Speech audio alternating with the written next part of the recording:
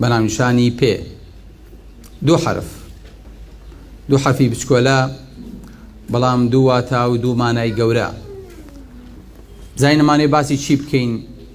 ئەم پەیانی ئێمە پێمانەوەیە هەتا ئێستاکەنە بۆمان ڕوانیوە، سیرمان کردووە، خزمەتمان کردووە، وەکو پێویست قەدریمان زانیوە، زانیمانە بۆچی دروست بوون. کەسێک کە قاچی نەبوو قاچی بڕاوتەوە ئەڵغام لێی داوە یاخود بەهۆی نەخۆشیەک لە دەستی داوە. قد وتومان الحمد لله الذي عافاني مما ابتلاك به وفضلني على كثير ممن خلق تفضيلا. هیچ کاتێ بیرمان لای ئەوە بوو ئەم قاچە بۆ دروست بوو بۆ ئینسان ئەگەر نەبووایە چییە بوو؟ ئەگەر هەمومان بێ پێ بووینایە پادار نەبووینایە و گۆڵین چیمان لێ هاو؟ ئیساکەنە کە پێدارین کە پادارین چیمان بە پێکانمان کردووە یاخود ئەکرێت چیتر بە پێکانمان بکەین؟ ئەم پێیانە بێت چۆن بێ؟ وەزنی ئەم پێیانە چەنە؟ قورسی و سەنگی ئەم پێیانە چەنە؟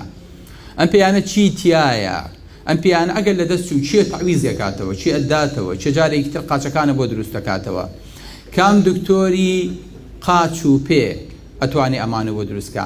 ناڵێن دکتۆری قاچ و ماچ، ئەڵێن دکتۆری قاچ و پێ و ئێسک. چی ئەتوانێ ئەمانە جارێکی تر پێ بەخشێتەوە؟ چی ئەتوانێ قاچێکی سناعیت بۆ دروستکە لە قاچێکی خۆ بچێ؟ هەمان جوڵەکانی قاچی خۆ بکە. خۆشەویستەکانم، ئەوەی کە تۆی بینی لە دەرەوە لە پێکانە تەنها ئێمە بەداخەوە پێستی نینۆکەکانە بینین، ئەجینا لە ناوە هەر چۆژێت پێستەکەوە دیارە کۆمەڵێ بێری خوێن وجودی هەیە. چۆ دوورتر کۆمەڵێ حەبل و کۆمەڵێ ئێسک و کۆمەڵێ ماسولکە و کۆمەڵێ بۆری خوێن و کۆمەڵێ جومگە و کۆمەڵێ کڕکراگە و هەموو ئەمانە ئەبینیت لەژێر پێستەکەتە لە ناو پێکان تا حزوری هەیە. بۆ باسی ئەماکەین بە ڕێزەکان؟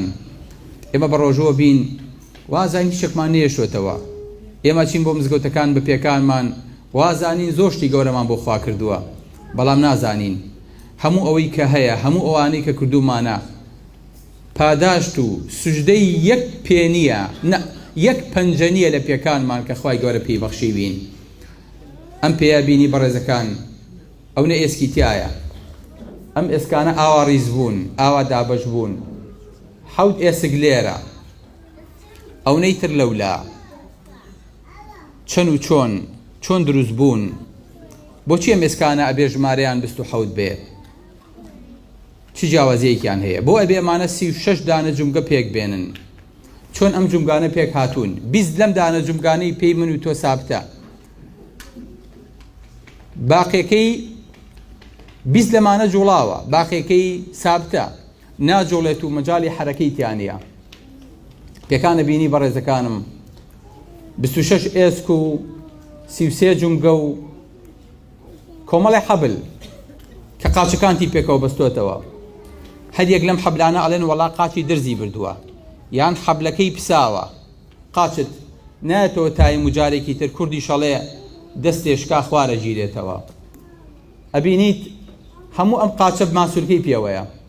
ئەم ماسولکانە زیاد لە 100 دانە ماسولکە و حەبل بەس قاچی تویان بەستۆتەوە. هەموو ئەوەی کە لە خوار ئەژنۆوە ماسولکەی پێوە بندە بۆ خوارەوە، هەر هەمووی لەبەر خاتەوەی کە تەوازونی پێکانی من و تۆ ڕابگرێ. ئەو گڵی پوزت کابینی ئەسکێکی قڵە و گەورەی پێوەیە، زۆر جار ئافرەتان بۆ جوانی خۆیان دەرێخەن و کەشخەی پێوە ئەکەنەوەی خەنەژێر تەنورەکانیانەوە. ئەوە ماسولکەیەکە بەس بۆ خاتری ئەوە دروست بووە لەنگەری پێکانت ڕابگرێ و بە پێوە بدوەستێنێ. تۆ نازانی بۆ دروست بووە، نازانی بۆ هاتووە، قەدریشی نازانیت، بەڵام یەک لەحزە بیری کردایەتەوە لە حەرامە دەرت ناخست، لە تاوانە نەزەری خەڵکت پێ ناکرد و تاوانی خۆت و تاوانی خەڵکیش هەڵگری. بەڵێ ئەم هەموو ئێسک و ماسولکە و کڕکراگانە وەڵاهی هەموو دکتۆرەکانی ئێسک لە سەرانسەری عالەمە بە هەموو مەعمەلەکانەوە کۆبێتەوە یەک خانە لە خانی ئێسکی ئەمانە دروست ناکەن، یەک ماسولکە لەم ماسولکانە دروست ناکەن، یەک دەمار لەم دەمارانە، یەک حەبل لەم حەبلانە، هەر هەمووان دەسەوسانی بەرامبەر ئەم خەڵقە وردە کە خوای گەورە بۆی دروست کردوین.